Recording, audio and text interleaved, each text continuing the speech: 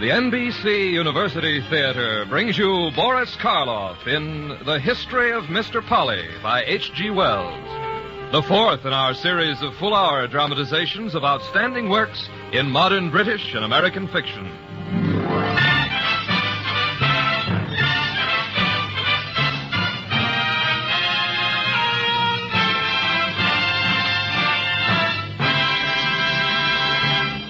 Many a little man, like Mr. Polly, has dreamed of escape from the dullness of middle-class life, of rebellion against all the many conventions so irksome to the individual, but so necessary to our civilization. But the world being what it is, the dream is only apt to come true in the mind of an author like H.G. Wells, and in the pages of one of his brilliant satirical comedies. So, to any listener with similar yearnings, we do not recommend trying to follow in the footsteps of our hero. But instead, we do invite you to find vicarious release and enjoyment by following the story of his adventures. This is The History of Mr. Polly.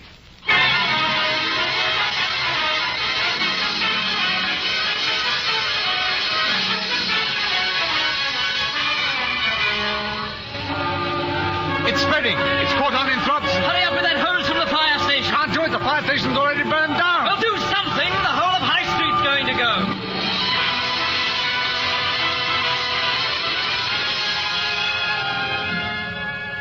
We begin our story with the fire in the Fishburne High Street, because the fire in the Fishburne High Street was the turning point in Mr. Polly's life. Mr. Polly, aged 35 and a half to be exact, inclined to a little localized plumpness, with a clean-shaven face and the forehead of a thoroughly discontented man. Mr. Polly, who on any given Sunday before the fire might have been found eating his wife's cooking in the cramped little kitchen of the cramped little shop in the High Street, eating in what could best be described as a quivering silence. More cold pork. Pork? Call it pork, do you? That ain't what I call it. Oh, whatever you call it. Do you want some more? How much can you punish a man's stomach, I'd like to know? You know my stomach. But dear Lord knows I do. Some more cold potatoes, then. Some nice cold suet pudding. I'm going out. Where's me cap? On my nail where it's meant to be. I'll get it for you. Finish your beer. No beer. No pleasing some people. Here's your hat. I don't want me hat. I want me cap. You're not to wear your cap. It's new. Supposing it was to rhyme. Does it seem like rhyming? Shan't wear this. Silly old mud pie. Want me to wear it forever, do you? Sick of it. Sick of everything. Here, don't you kick it. Shall if I like. Shan't wear any hat. Tantrums. I haven't patience.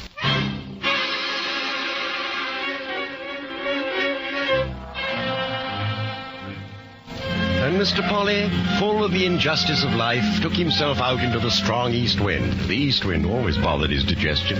And went out and sat in an uncomfortable style and hated the whole scheme of life, particularly as it involved Fishburne, his shop, his wife, his neighbors, and himself.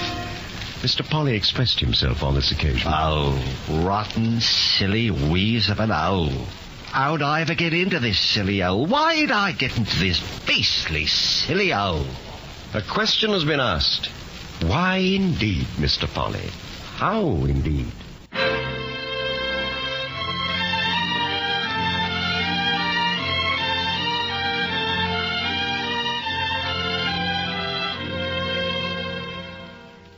Mr. Polly's history began in the ordinary way, with two parents who thought him the most wonderful baby in the world and fed him most unwisely. His education was in a national school and a private school of dingy aspect, where he was set to doing sums that he did not understand and caused to read the catechism with the utmost industry, and where the studies of bookkeeping and French were pursued, but never quite overtaken. He had the curiosities and the dreams of boyhood, but he kept them to himself and concentrated on writing copperplate. However, for the young Mr. Polly, as for others of his age and temperament, one small window opened up into the world of things that might be. The world of the penny dreadful. And Dangerous Dick the highwayman smiled a cold smile, undaunted by the muskets which ringed him about. Then, with an oath and a laugh, he vaulted upon his horse and dashed into the night. Cool, but was he a one? And so, much as circumstances contrived against it, a smattering of romance filtered into the soul of young Mr. Polly. Copper plate, ruddy copper plate. Got to write this ruddy copper plate. Make the downstrokes thick and the upstrokes thin. Stupid pen. This ain't the life for you, old man. Or to run off and be a deep-sea diver. Maybe join the Navy. That's it. The Navy. All this until he was 14, at which time his father remarked, It's time that dratted boy did something for a living.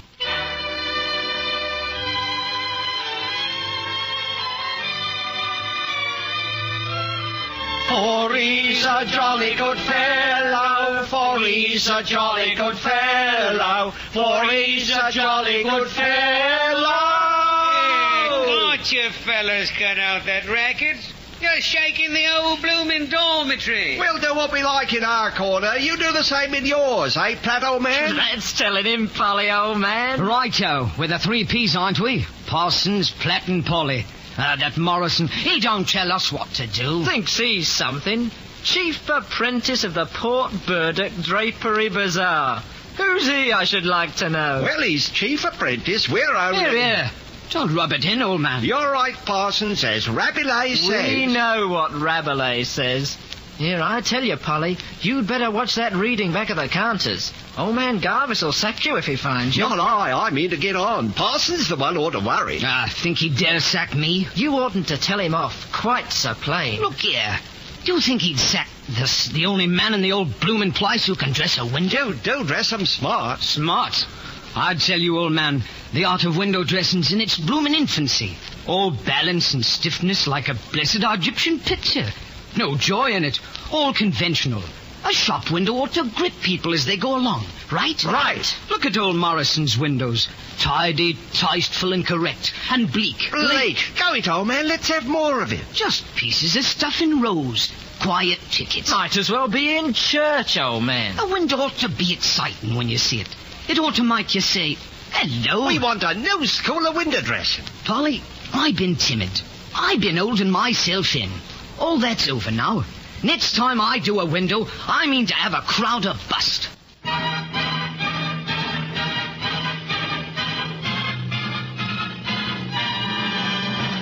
Polly!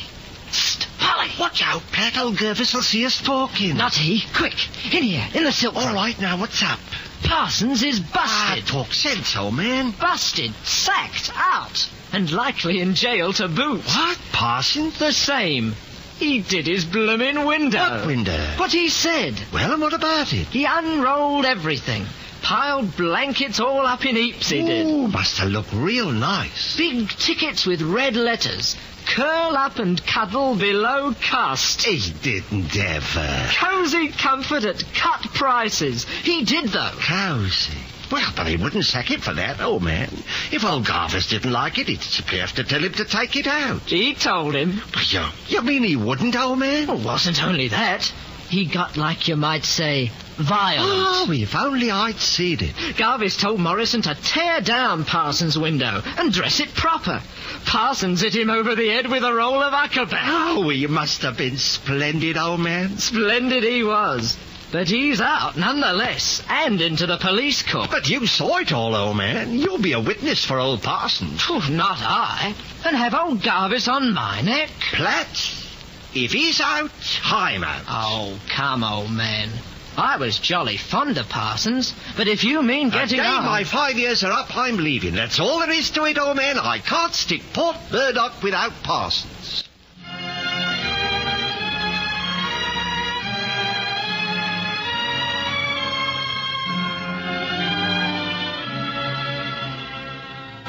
Mr. Polly wandered from situation to situation. Canterbury, Clapham, Wood Street. A careful salesman, a neat window dresser, small, sedate tickets. And sometimes, between the efforts to be smart and to buck up, it would occur to him that he was in the wrong trade. That somewhere in the world there were happiness and beauty and joyous states of mind and body, unconnected with gents' outfitting.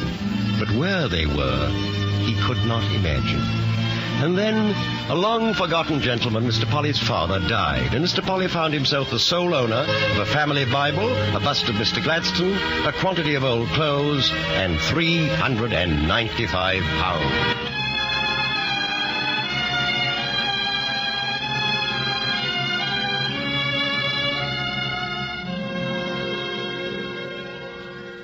Well, he looks peaceful. He died peaceful, Alfred. Mrs. Johnson and me, we done what we could for him. All the years he lived with us. No doubt of it, old man. After all, Alfred, your dear mother, rest her soul, was me own sister. Now, if you care to sit down, Alfred, we'll talk over the funeral. You want to sit in here? Well, it's cozy in here. You needn't look at the, your father.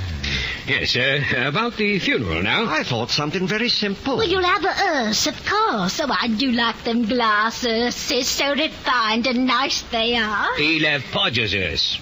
It's the best in the town of Eastwood. Then you'll want a mourner's carriage or two, according as to whom you're going to invite. Didn't think of inviting anyone. Well, you can't let your father go to his grave without asking a few friends. Funeral baked meats like. Well, not baked, but of course you'll have to give them something. Ham and chicken's very suitable. You don't want a lot of cooking with a ceremony coming into the middle of it.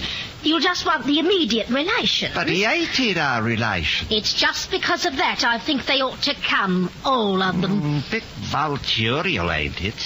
Wouldn't be more than 12 or 13 people if they all came. And besides, he's not eating them now, you may be sure.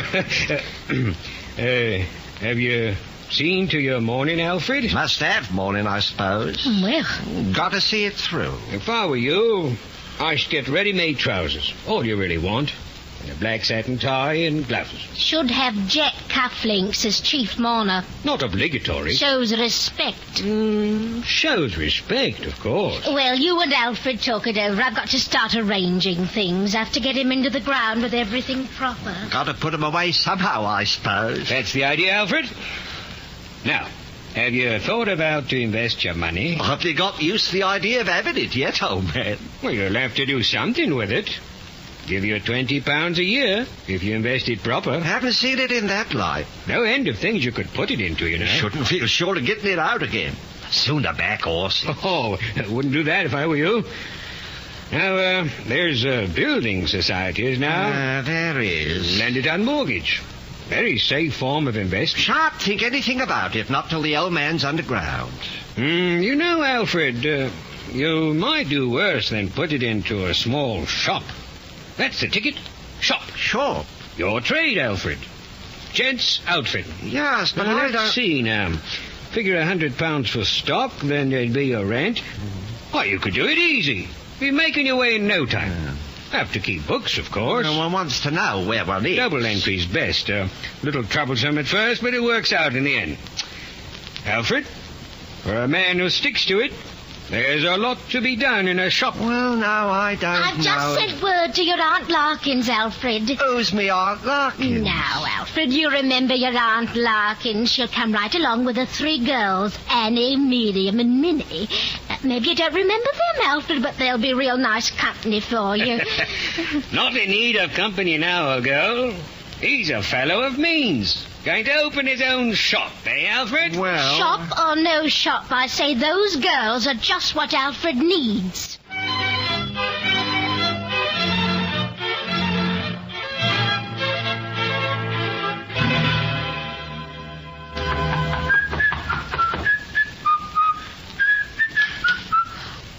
It's Cousin Alfred. Hello, Miriam. Thought I'd look you folks up. Oh, I haven't seen you since we buried your poor father. Where have you kept yourself? Quit me situation. I'm living with the Johnson, having a bit of a rest. Fancy you coming to see us. Oh, come in, Alfred, do. Ma! It's Alfred. She'll bring tea. Oh, sit down, Alfred, do. Oh, no, not there. We're all in a mess today, you know. It's my cleaning up day. You just have to take us as you find us. Well, I had to come over and see my pretty cousins again. Oh, Alfred, you do say such things. Didn't say which of them. Alfred, we are glad to see you. Oh, yes, Ma, and some tea. You'd like tea, wouldn't you, Alfred? If I might. You'll just have to pardon us, Alfred. Miriam's turning out the front room. Never did see such a girl for cleaning up. But then all my girls is tidy. Pity Annie and Minnie are at work. Won't be home until 7. Shall I pour the tea for you, ma'am? Now you just stay right there next to Miriam. Look real sweet, you do. Ma. 2 lamps, Alfred? If I might. But now you come sit next to me too, Aunt Larkin. Oh, Alfred. I seen a bicycle out the window. It isn't ever yours. It is, though. You are clever. Fancy riding a bicycle. Oh, ain't no cleverness. You just wobble along. Just wobble along. Alfred. Supposing you was to run somebody down. No foreseeing little accidentulous misadventures. None whatever. Never run anyone down, ma'am, not really. Of course, there was a stout elderly gent walking on the road today. Don't say you ran him down, Alfred. Run him down? Not me, ma'am. I never run anything down. Wobbles, ring the bell, wobble, wobble. I never laughed so hard, have I, Ma? Have I ever? Well, this is pleasant, but I'm afraid. Alfred. You're not thinking of going. Not when you've just come. Supper at 8 at the Johnsons'. I won't hear of it. I simply will not hear of it. You're to stay to supper here. Well, Do stay, Alfred. well... You can walk about with Miriam to meet Annie and Minnie. It's a nice walk by the cemetery and the recreation ground. And you come back here for supper, Alfred. We just love to have you here.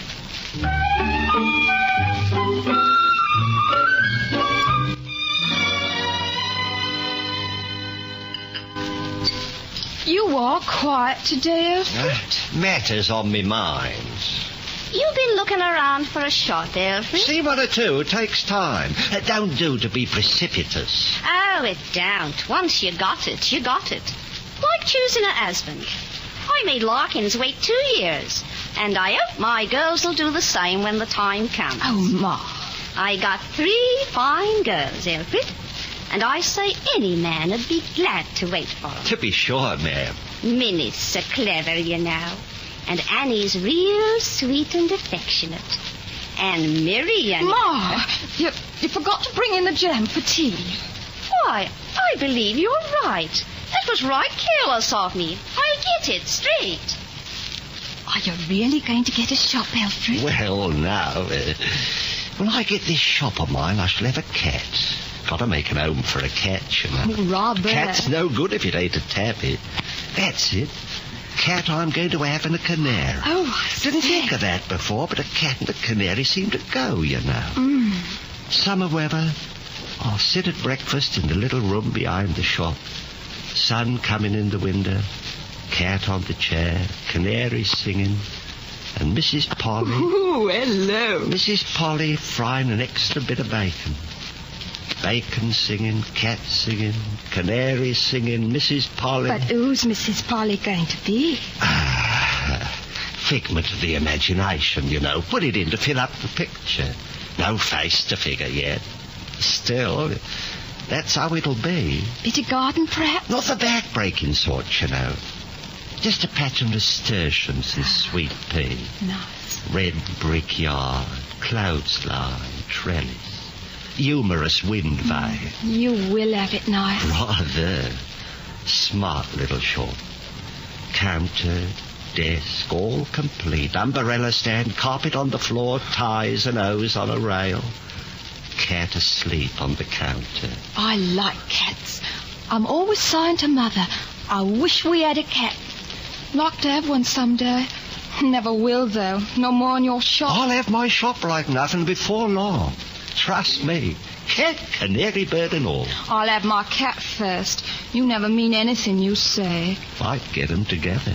Why, how do you mean? Shop and cat thrown in.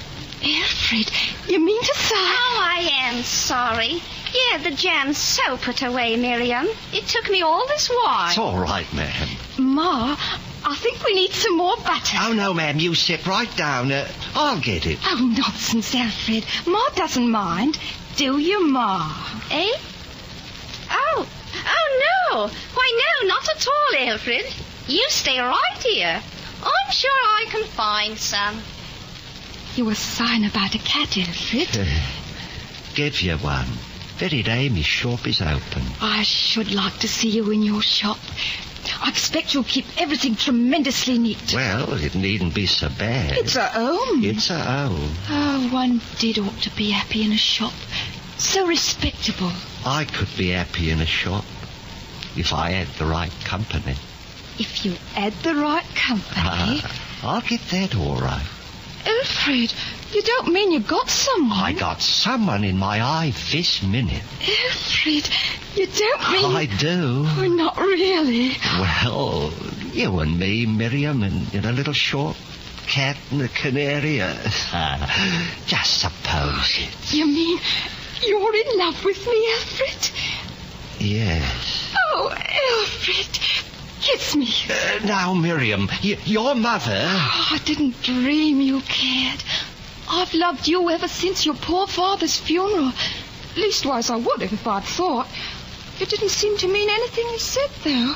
Oh, I can't believe it. Nor I. Oh, I do love you, Alfred. I know we'll be so happy. You and me and the shop.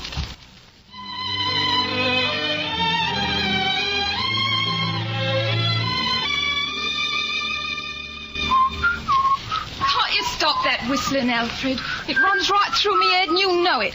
Helps me arrange the stock. Arrange the stock. Not a good that does. Never a tinkle out of the shop bell, except for a necktie or two on Saturday night. Got a new line of straw hats. And they'll go the same way as the last new line. Down in the cellar for the mate. This here's my show. And mine, worse luck. Time you was seen about supper. It's all cold from last night. Oh, not that same kidney pie. Couldn't we have muffins? Muffins? As if I hadn't enough to do without muffins. Trying to keep this place tidy. Maybe if you didn't try so hard. Oh, it's all your fault. Coming down here to Fishburne, taking this place without my knowing.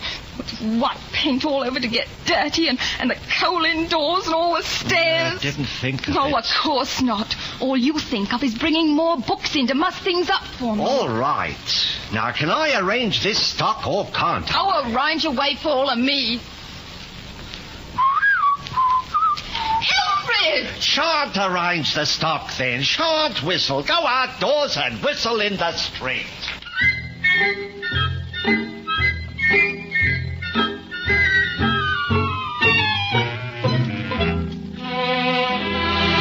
Fishburne High Street, Mr. Polly looked round him for congenial company. But all he saw were the lower portions of his nearest neighbor, Rumbold, the china dealer, who, with his back turned, was diving into a crate of straw.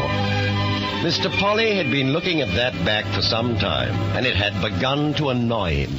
At last, he approached and prodded it. Hello. Can't we have some other point of view? I'm tired of the end elevation. Aye? Of all the vertebraceous animals, man alone raises his face to the sky, old man. Why invert it? What's that? I'm sick of you turning your back on me, see? Oh, that's what you're talking about, is it? That's it. Why, the wind blows, I expect. But what's the fuss? No fuss. Passing remark. Don't like it, old man, that's all. Can't help it if the wind blows me straw. Isn't ordinary civility. Can't unpack china with a straw blowing in me eyes. Got to unpack it how it suits me. Needn't unpack like a pig rooting for truffles, need you? Truffles? Needn't unpack like a pig. Pig? You calling me a pig? That's the side I seem to get of you. Here, you go on indoors. I don't want no row with you, and I don't want you to row with me. Now, believe me, I don't know old what man. you're after, but I'm a peaceable man and a teetotaler, and a good thing if you want. Hey, you mean to say I'm asking you civilly to stop unpacking with your back to me? Pig ain't civil, and you aren't sober. Go on indoors and let me go on unpacking. You're excited. You mean to say... Get back to your shop and let me get on with my business and stop calling me pig, see? And sweep your pavement. I came here to make a civil You request. came here to make a row. I don't want no truck with you, see? I don't like the looks of you, and I can't stand here all day arguing. Now get back to your shop.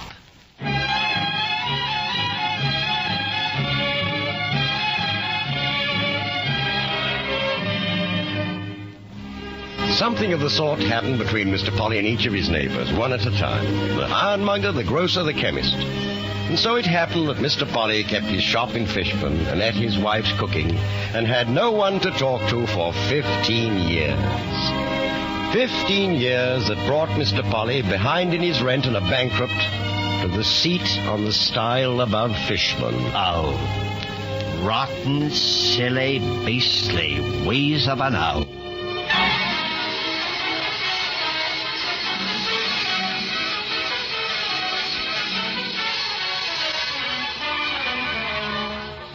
It's spreading. It's caught on in drops. Hurry up with that hose from the fire station. Can't do it. The fire station's already burned down. Well, do something. The whole of High Street's going to go.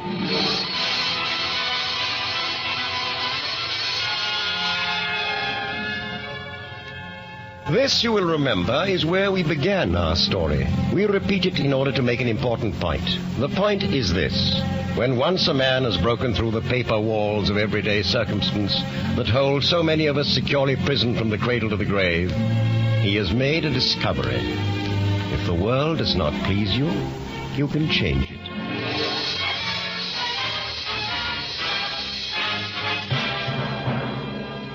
Mr. Polly made this discovery by failing in his plan to kill himself. The plan should not have failed, for Mr. Polly made it carefully. He chose a Sunday morning while Miriam was at church. Nothing to it. Good pile of papers in the cellar, windows open, paraffin on the stairs. I break the lamp to make it look like that started it all. I light the fire and then I cut me throat.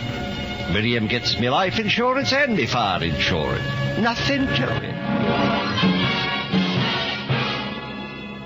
Nothing to it. But while the stairs blazed merrily, and while Mr. Polly was regarding the razor which was to end his life, a tongue of flame licked at his paraffin-soaked trousers, and it burned him. This wasn't in Mr. Polly's plan at all. Say, ow! Ow! Get away! Good Lord, what the deuce? Hey, fire! Fire! Fire!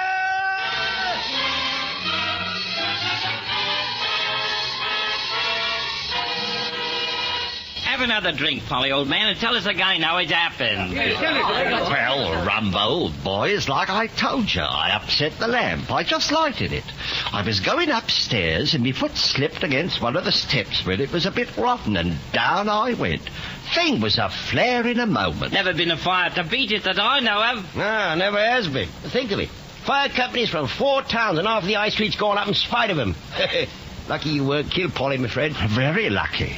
Nothing left to very our shops, though. Not a splinter. It's a pity. I suppose there'll be a public subscription. Not for those who's insured. I'm insured myself.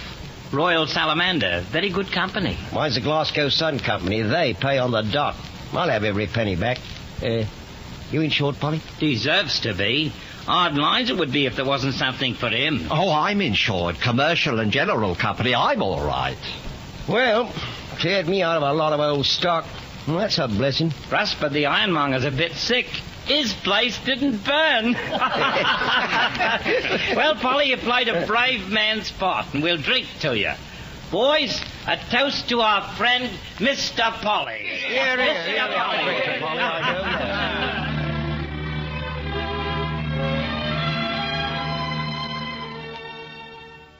And thus it was that Mr. Polly realized that things could be changed. That there could be new beginnings.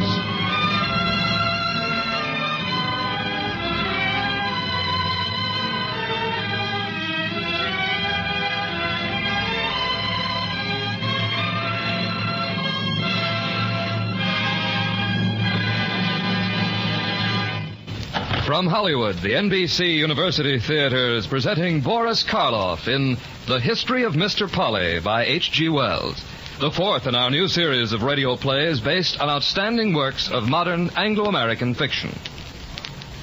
Our intermission commentator on Mr. Wells' novel will be Dr. Harvey C. Webster of the University of Louisville. And now here is Dr. Webster speaking to you from Louisville. Who now reads Bolingbroke? Who ever read him through? Somehow, these words by an almost contemporary about an almost forgotten 18th century writer come to my mind as I think of H.G. Wells. No one, certainly, not even Wells himself, ever read Wells through. He has written more words than Upton Sinclair or Anthony Trollope, and more vague and mistaken ones. But there are those who read him and will read him, as you who have been listening to Mr. Polly must agree. The trouble is that Wells was not only a prophet, but an angry prophet. Not only a reasonable man, but a man who could not understand why other people were unreasonable. As the 20th century and he grew older together, Wells wrote more and more words, more and more badly. Angry words hastily written to compel the world to become reasonable as he was. His last book, which snarled at the world that did not listen, is not as readable as his earlier The Fate of Man. The Fate of Man is not as readable as his Outline of History. None of these are as near to works of art as Mr. Polly, Tono Bungay, Kipps, or the thoroughly delightful and provocative scientific romances about invisible men, time machines, and wars between worlds. Why? Wells had no patience with artists. Conrad he thought an uneducated mind, obsessed by mere vividness. In his famous controversy with Henry James, who wrote less and is more remembered, Wells spoke of James' perfected style as the painful manner of a hippopotamus trying to pick up a pea.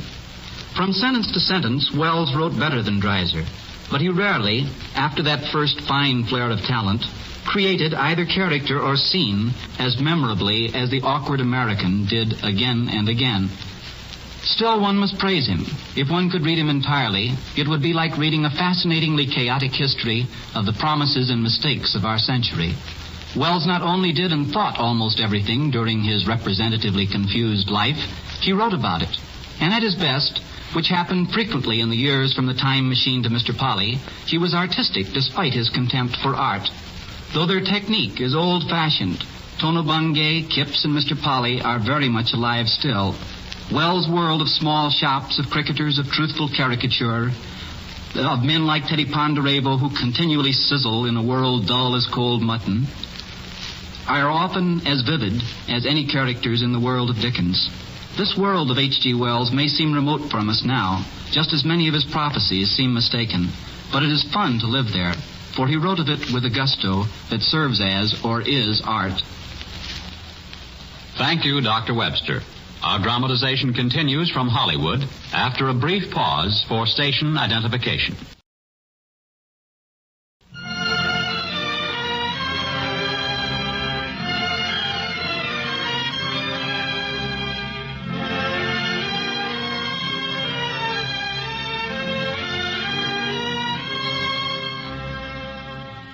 A month after the fire, Fishburne was beginning to settle back into its old ways. Its merchants, now solvent, their insurance money safely in their pockets, were looking forward to conquering new worlds of retail trade.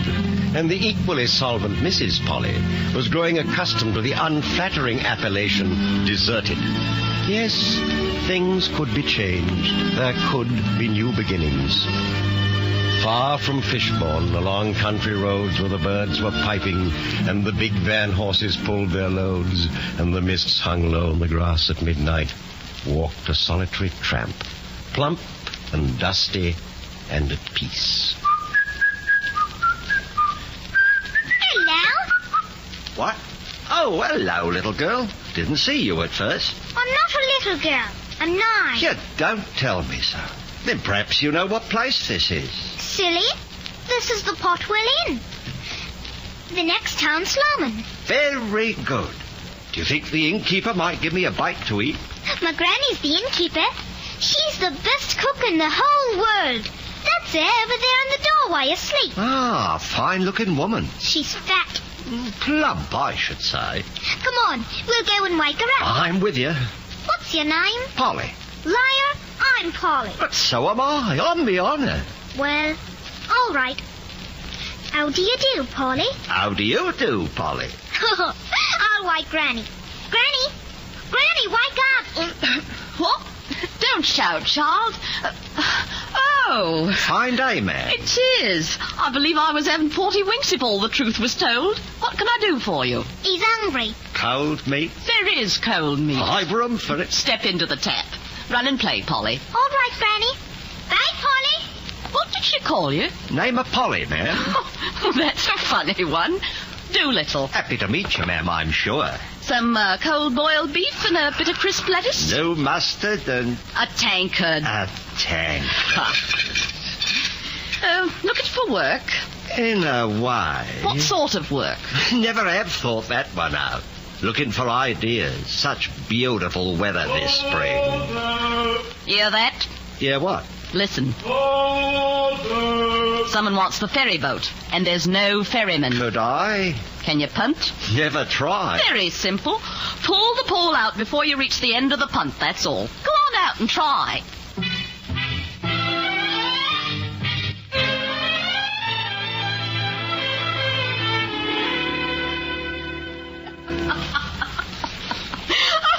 Me side. I've hurt me side laughing at you, Mr. Foley. Bit of a rough show, I'm afraid. Told you I'd never tried it before. I didn't know the look on that old codger's face when you sloshed those water weeds over him. And then you had to go and hit him 3 times with the pole. Twice, ma'am, twice. And it didn't hurt his head, not particularly. Did you charge him anything? Gratis. Never thought of it.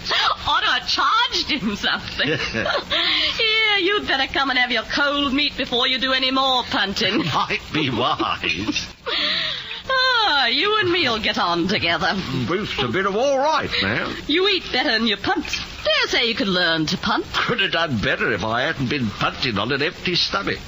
That's a queer feeling as the pole goes in. I've never held with fasting. You want a ferryman? I want an odd man about the place. I'm odd, all right. What's your wages? Not much, but you get tips and pickings. I've got sort of a feeling it'd suit you. I got a sort of a feeling it would. Give me a trial. I've more than half a mind, or I wouldn't have said nothing about it.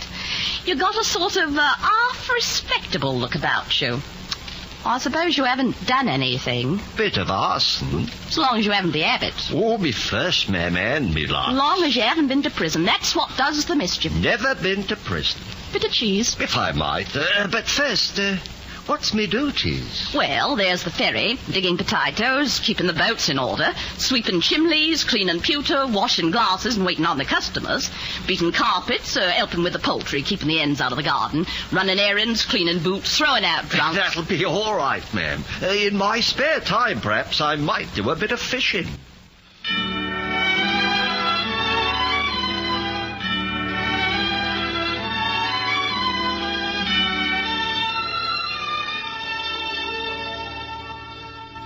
Mr. Polly? Hi, little Polly. Did you like your food? Never tasted better. I told you. I'm to be the new ferryman. You'll have to punt better. Hey, did you see me? No, but I know.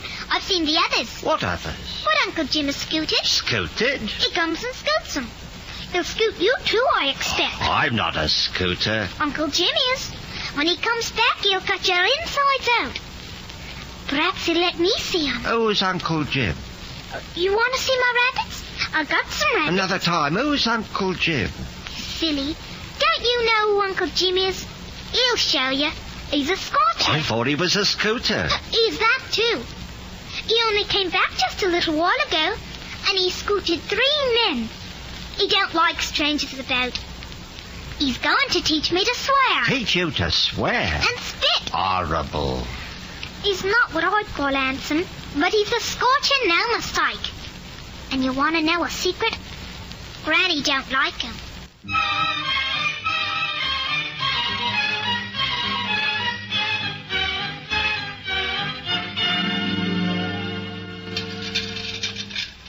Been seeing over the place, Polly? Had a look round. Who's Uncle Jim?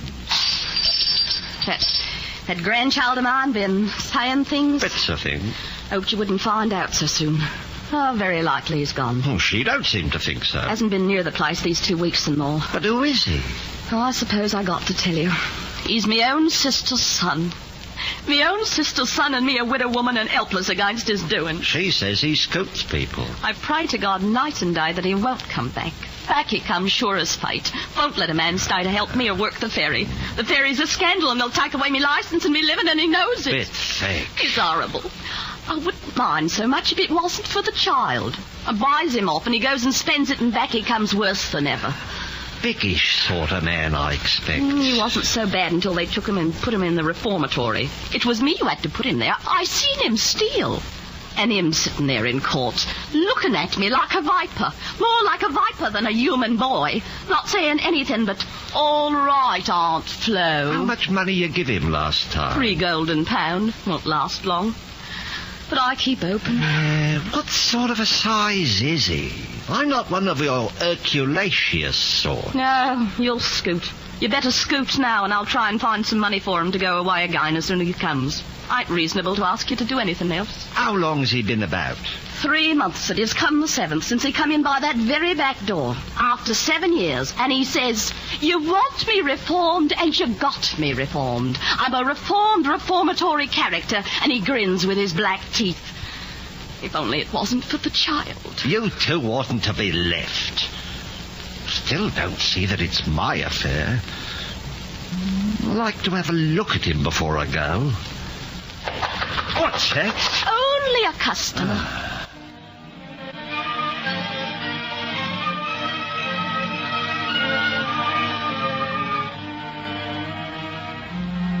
The subject was closed, but Mr. Polly did a deal of thinking. But he stayed on, and such are the workings of the human mind that he came not to believe that there was such a person as Uncle Jim. Until 4 days later, when he was walking back to the inn from the post office. It was twilight. Half a mo. What? I said half a mo. You the new bloke at the Potwell Inn? Suppose I am. Good evening. I said half a mo. We ain't doing a bloody marathon. I want a word with you, see? Well, what is it? Just a friendly word. Just to clear up any blooming errors. You've got to bloody well clear out, see? Clear out? How? Because the Potwell Inn's my beat, see? You clear out. Suppose I don't. Oh, it's a kindness I'm doing you to warn you, mister. What do you think you'll do? Cool. Here. Ouch! Let go my arm. I'll make a mess of you. I'll kick you ugly. You got no right. Right? Oh, I'll cut bits out of you. I've got no quarrel with you, mind. It's a little late to go tonight. I'll be around in the morning about 11, see? And if I find you... we'll consider your suggestion.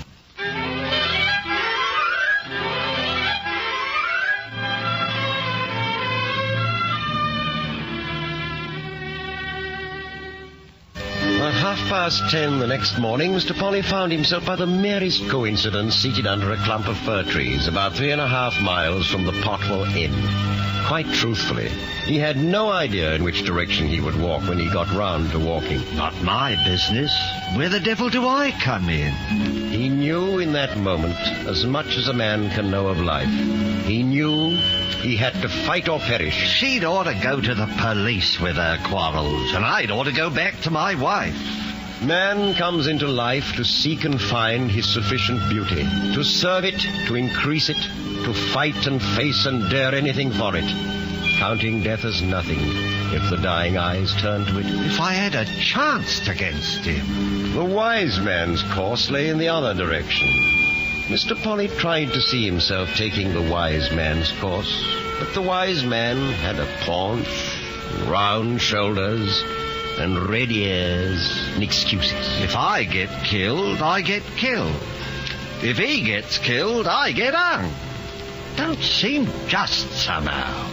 And so saying, he turned his face toward the Potwell Inn.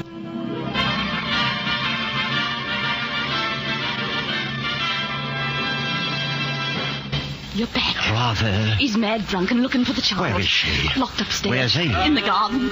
Right, he's coming. I hear him. I'll see to it. Polly, here, take a beer bottle. Right. You, Scoot. Your job, old man. I'll take you apart. Not just now. Oh, it broke. Polly, that won't stop him long. Yes, quite so. Bottles? I'll teach you bottles. Out of me way, you old crow. Language around the house. Come back here, you yellow-livered. Catch me. Blooming ring around the rosy, is it? Housey, not rosy. Run, Polly, he's got 2 bottles. Don't let him catch doing my best not to. Get the hands on you, you black Don't waste your breath. Stand still for a minute like a man. Polly, in here. We'll bolt the door. Right. Give me that pigtail first. Now I've got you. Correction. Don't bolt the door. You all right? Bit winded. He's got the pile off his head. Now, Out the tap room door. Come on in outside from the rear. With what, though? Here's the broom. Not much. All right, give it to me. Careful now. Don't make any noise. Stand back when I open the door. Open the door, you ugly piece of a baboon. Open it and I'll cut your liver right out of you. One for you, eh? Will you? Now I've got Let you. go that broom. That's my broom. You let go. Not much chance. Stop going in a bloody circle. You don't give me much choice, old man. When I get hold of you. I say, tactical error, old man. You're back to the river, you know. Whoa! You know, I got a weak chest. And I got the punt pole now, old man. Heel of Achilles. Ain't fair fighting. Down you go. Stupendous. I've got to land. Keep out. I tell you, I've got a weak chest. You want to go downstream, eh? Well, just keep out. I don't mind walking with you. I tell you, I've got to land, you fool. You keep out. Don't you ever land on this place again. It's cold. This is getting to me matter. You want cooling. You keep out in I it. can't get across, Blaster. You can get to the island right downstream. Don't you come this way. Oh, by God, I'll skin you for Keep off or I'll do worse. Oh, you was lucky. I warn you, I'll be back tomorrow and I'll have your head. Hang on to your own. Polly! Right here. I'd have killed you. Do I look But it? where's Jim? Gone off. Oh, I thought she was done for. I put him in the river, gave him a bit of a doing. Wish I'd seen more of the fighting. Didn't you see it? All I saw was you running around the house with Uncle Jim after you. You're mistaken, Polly. I was not running. I was leading him on.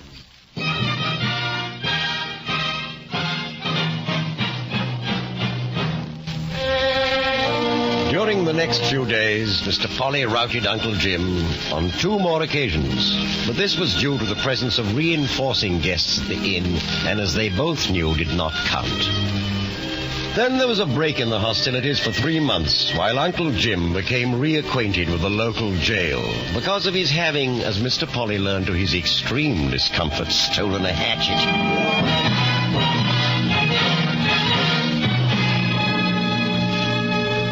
Then came the October night over whose events it would be kindest to draw the curtain of oblivion.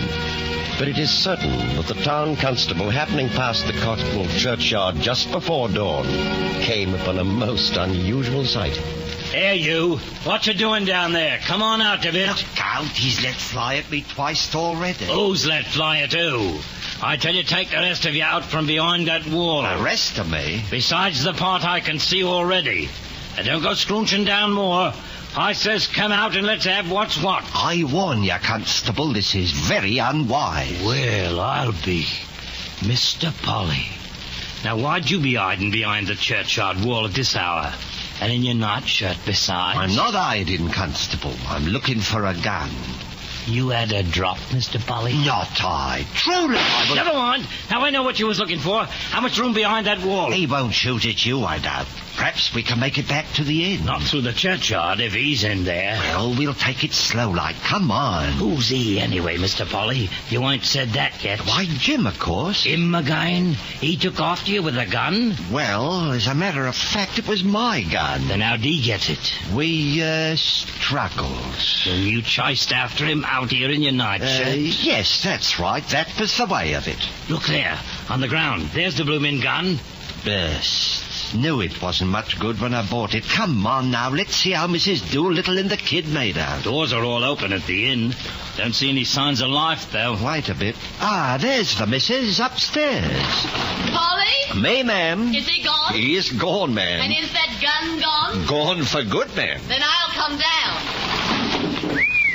Just take a look in here, Polly, in the tap. What a mess. Not a bottle left old, not a mirror. Not a penny in the till, unless I miss my Polly, guess. I've never had such a scare in my life. I thought this time he'd killed you for certain. Oh, not I, ma'am. Mr. Polly did real brave, ma'am, chasing out after Jim like that. Chasing out after him? Was that the way of it? I'd have sworn Polly went out by the upstairs window before Jim come downstairs. Well, I don't seem to remember too clearly now you mention it. Whichever it was, ma'am, Jim had time to make a terrible mess for you down here. Down here? You think he made a mess down here? You ought to see Polly's room. What did he do in my room? What, didn't he? Furniture all broken, bed all torn up, and every stitch of your clothes gone. Me clothes? Not so much as a sock. Lord Silas, you'll excuse me, Constable. What's wrong, ma'am? Where you going? Well, it's plain I can't stay in this room, can I? Polly's still in his nightshirt.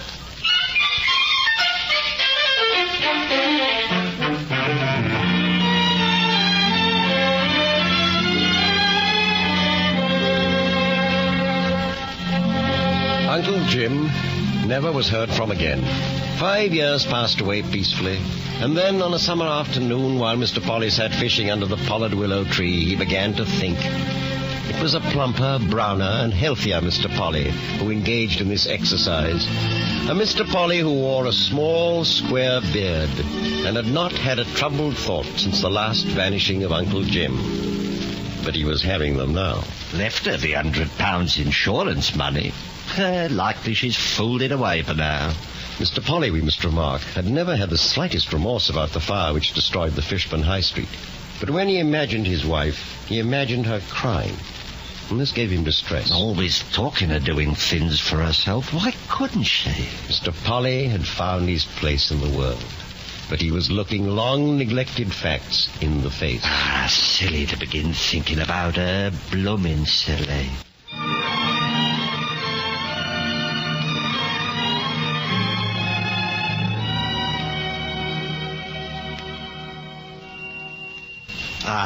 Good afternoon. Good afternoon, sir. Would you like to buy some sweets? Not today, thanks. Pleasant sweet shop you have here. Polly and Larkins, that's the name, eh? Says so on the sign, don't it? You the proprietor? It's my sister's shop, really. Mrs. Polly. I'm Miss Larkins. Perhaps you'd like some tea served for tea room upstairs. If I might. Oh, this way, sir. My sister's been cleaning up the tea room, bit upset, I'm afraid. It would be. Beg pardon? I said I didn't mind. In here? That's right. Well, nothing like turning things upside down when you're cleaning. It's my sister's way. What with the tea, sir? Oh, an egg, if I might. Unusual name, Polly. My sister's married name. She married a Mr. Polly. Widow, I presume. Yes, this 5 years come October. You don't tell me, sir. Found drowned he was. Wouldn't have known him, my sister wouldn't. Hadn't been for the name sewn in his clothes. Must have been a shock for her. 'Twas rather. But sometimes a shock's better than some other things. No doubt. Life insured? We started the tea room with it. Well, marriage is a lottery. She found it so. Wasn't particular good sort, this Mr. Polly. Well, I don't say nothing against the dead, but many's the time I pitied my sister. Inquest on him, I suppose. Of course. Why'd you ask? You're sure it was him? Why, who else would it have been in the very clothes he wore? Oh, yes, the clothes. Well, one gets talking. One does. How long do you like your eggs boiled? 4 minutes. I'll see to him straight. Oh, Miriam, there's a gent upstairs in the tea room. Did you get him everything Nice afternoon. Oh, Alfred! Here, now, don't faint. Oh, sit you. down. No, it isn't. Just looks like me, that's all. Oh, I knew that man wasn't you all along. I tried to think it was. Oh, I always feared you'd come back. I haven't come back. Don't you think it? How we'll pay back the insurance now, I don't know. Now, look here, Miriam. I haven't come back and I'm not coming back. I thought you might be in trouble or some silly thing. Now I see you again, I'm satisfied, see? You mean you'll go away? I'm gone. I never was here. Don't you think you're going to see me again, for you ain't. Goodbye. Aren't you going to stay, sir? I've just got the eggs Never ready. mind the eggs. See to the missus upstairs. She's had a bit of a shock. Something about seeing a ghost.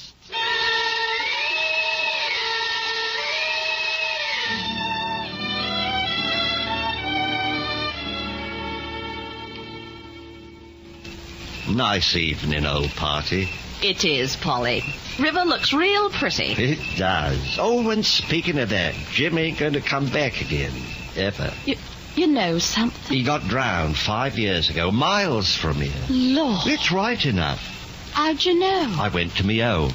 He'd got me clothes, and they thought it was me. They? Doesn't matter. I'm not going back again. Poor Jim. Can't hardly say I'm sorry. Nor me. But it don't seem much good his having been alive, does it? Wasn't much good. Ever. I wonder about life. You start out expecting something and it doesn't happen, and it doesn't matter.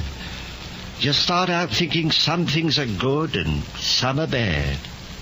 I set fire to an house once. You, Polly? I don't feel sorry. Just one of those things what happened to me. Like you can't help being fat. Yeah, you can't. Well, helps and it hinders. Like this sunset is happening to me. Lord, look at it. Don't see it does you any good. Always looking at sunsets. Who cares? Well, someday you won't see 'em anymore. Someday you'll be dead. And me. Whenever there's signs of a good sunset and I'm not too busy, I'll come sit out here. Not always. Come here when I'm a ghost. Spoil the place for the bride. Not my sort of ghost. I'll just be a mellowish, warmish kind of a feeling. Well, time we was going in. You're right, old party. Supper to get. It's as you say. We can't sit here all night.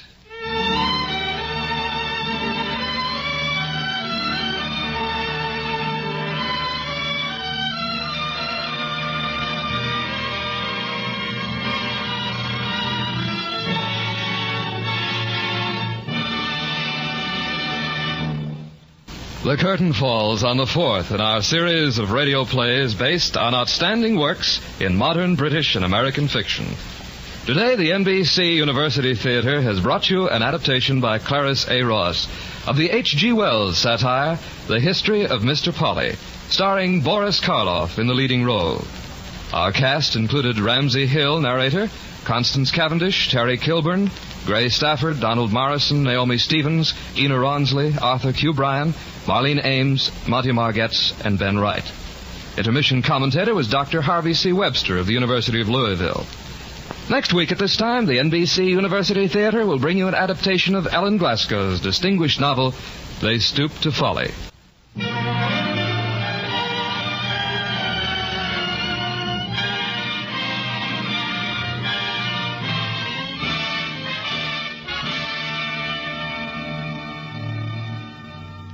Your director was Andrew C. Love. Original music for The History of Mr. Polly was composed by Albert Harris and conducted by Henry Russell.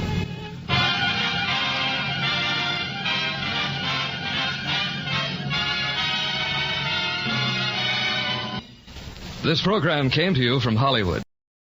This is NBC, the national broadcasting company.